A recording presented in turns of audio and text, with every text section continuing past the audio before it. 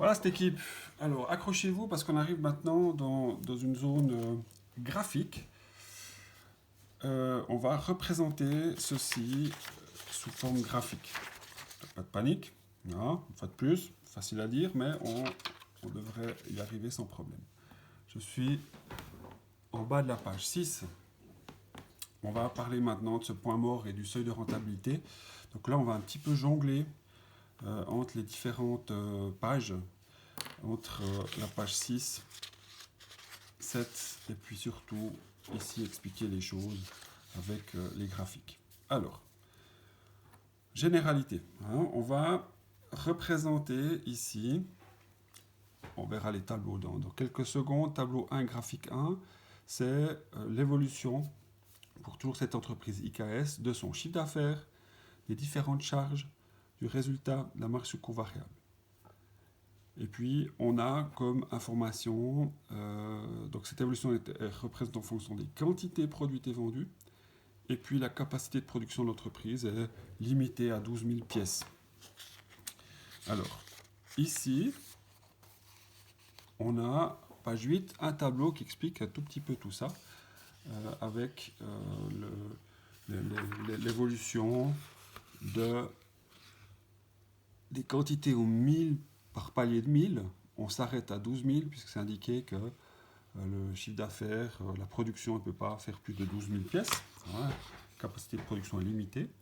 Et on va retrouver plusieurs informations. Ici, le chiffre d'affaires, les coûts variables, les coûts fixes, PRC, un prix de revient commercial total, coût totaux, le résultat et ma marge sur coût variable. Donc là, avec Excel, ça serait extrêmement facile à construire ce genre de choses. Et en fonction de votre tableau, on va dessiner ici un graphique avec, s'il vous plaît, notez ici, ça c'est la quantité produite ou vendue. Hein. Et puis ici, vous avez les francs. C'est le nombre de pièces ici, et puis les francs, c'est marqué pièces et francs. Je reviens maintenant au tableau de la page 8 avec quelques informations. Donc, pour vous rappeler que votre chiffre d'affaires ici, quantité, elle évolue, votre chiffre d'affaires évolue. Alors, comment est-ce qu'on calcule le chiffre d'affaires? C'est simplement la quantité multipliée par le prix. Vous pouvez noter ça. Alors ici, on connaît le prix. Ici, 225 francs, toujours les mêmes données depuis le départ, 225 francs. Donc évidemment, en zéro quantité, j'aurai zéro chiffre d'affaires. 1000, 1000 fois 225, 225 000, etc. Donc prix fois quantité. Ensuite, le coût variable. Le coût variable, c'est, vous avez l'information ici, coût variable moyen à 150 francs par pièce. Donc, votre coût variable total, c'est la quantité multipliée par le coût variable moyen, qui est de 150. 1000 fois 150, 150 000. Coût fixe, c'est une donnée, c'est toujours le même montant, ce qui fait représenter d'ailleurs ici une horizontale. On y revient tout à l'heure. Prix de revient commercial total, coût totaux, c'est égal à ma colonne coût variable, qui est ici, plus mes coûts fixes. Donc, fait 300 000 plus ça, 300 000 plus ça, etc. Donc, on a nos coûts totaux qui évoluent aussi de façon linéaire. Le résultat, pi, d'accord, le résultat, c'est égal au chiffre d'affaires net moins votre chiffre d'affaires net qui est ici, moins votre coût total, P, prix de revient complet, pas commercial, complet. Donc votre résultat, chiffre d'affaires moins les coûts totaux. Donc là, on a une perte. Et puis, cette nouveauté, c'est ma marge sur coût variable. Il y a deux façons ici de la calculer. Première façon de faire qu'on a vu tout à l'heure, c'est mon chiffre d'affaires net moins les coûts variables.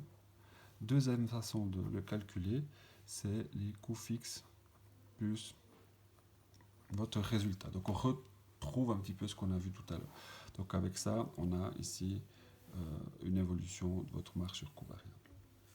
Voilà pour cette première notion. Alors, on va maintenant un petit peu jongler entre la donnée et votre graphique de la page 9 qui montre, alors là, c'est peut-être quelque chose que vous avez... je ne crois pas que vous avez vu ça en mathématiques, hein, en fait. Et les élèves qui ont suivi YES connaissent déjà un tout petit peu le principe, puisqu'ils devaient réaliser un graphique du calcul de point mort, extrêmement important pour connaître à un moment donné quand c'est qu'on balance d'une zone de bénéfice, une zone de perte à une zone de bénéfice. Alors on va reprendre maintenant les différentes informations que vous avez ici, et puis on va indiquer, retrouver les informations que vous avez là-dessus. Alors on commence par la droite du chiffre d'affaires. Donc vous avez l'origine ici, d'accord? Et vous avez votre courbe de chiffre d'affaires ici qui monte. Je vous rappelle que le chiffre d'affaires qui est là, c'est le prix fois la quantité, ou la quantité fois le prix. Donc, je produis 0 pièces, j'ai 0 francs de chiffre d'affaires. Et mon chiffre d'affaires va évoluer, évidemment, plus ma quantité va monter, va évoluer. On avait deuxième colonne qui était le coût variable, ici, coût variable. Deuxième colonne du tableau, hein, je fais référence à ceci, le coût variable. On a dit que c'était la quantité fois le coût variable moyen, qui était 150 francs dans notre exercice. Donc là aussi, je commence à l'origine. Parce que si je produis rien, ben j'aurai 0 francs de coût variable. Et puis, troisième colonne, c'était mes coûts fixes ici. Mes coûts fixes, c'est une donnée qui est stable, toujours 300 000. Donc dans l'occurrence, c'est une horizontale à 300 000. C'est cette droite qui est représentée là, c'est ma droite de coût variable. Prix de revient complet, PRC, ici, bah, ça correspond à mon coût variable plus mes coûts fixes. Eh bien, ça aussi, graphiquement, c'est assez logique. Si vous avez une droite de coût variable qui est ici, et puis vos coûts fixes qui débutent là, ben, vos coûts totaux, ça sera une parallèle au coût variable, hein, que j'ai ici. Désolé, hein, j'ai pas de règle tout de suite dans l'immédiat. Et puis, elle va se déplacer, c'est une parallèle qui va débuter ici. Donc, votre prix de revient complet partira depuis les coûts fixes et sera une parallèle à vos coûts variables. Ça, c'est important à vous en souvenir aussi. Et puis, on avait la courbe de résultat.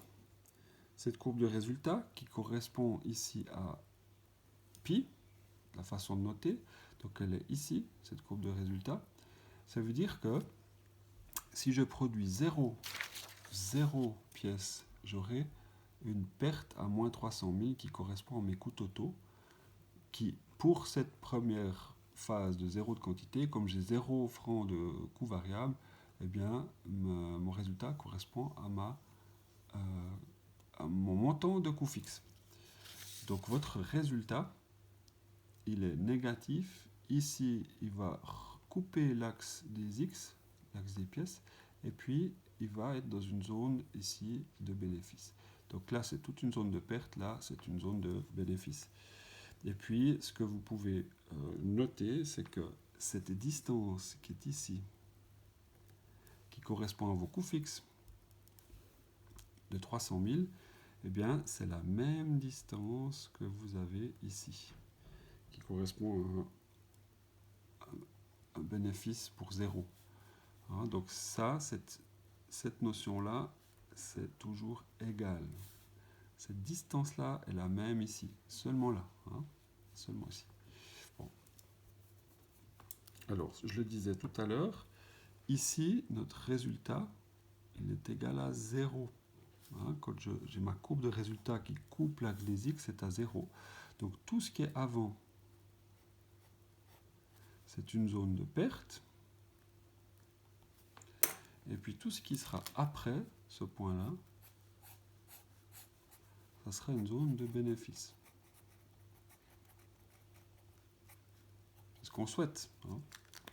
Zone de perte, zone de bénéfice. Qu'est-ce que je dois... puis reste le dernier point, qui est ici ma marge sur coût variable. marge sur coût variable, il y a deux façons de le faire, je le répète, c'est votre chiffre d'affaires moins vos coûts variables.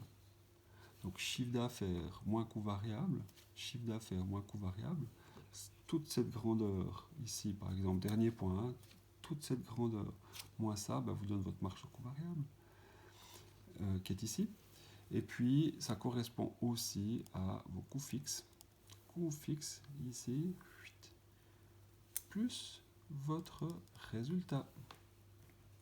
Donc ici, coût fixe plus mon résultat, qui est ici de moins 300 000. 300 000 de coût fixe plus moins 300 000, ça me fait 0. Donc ma marge sur coût variable débute toujours à l'origine. La courbe de marge sur coût variable débute toujours à l'origine. Voilà, pour expliquer ceci. Et puis avant de lire les petites généralités, je vais voir quelle... Ouais, 11.04. Ok, bon, on a déjà pas mal de choses. Je vais poursuivre avec un autre tutoriel.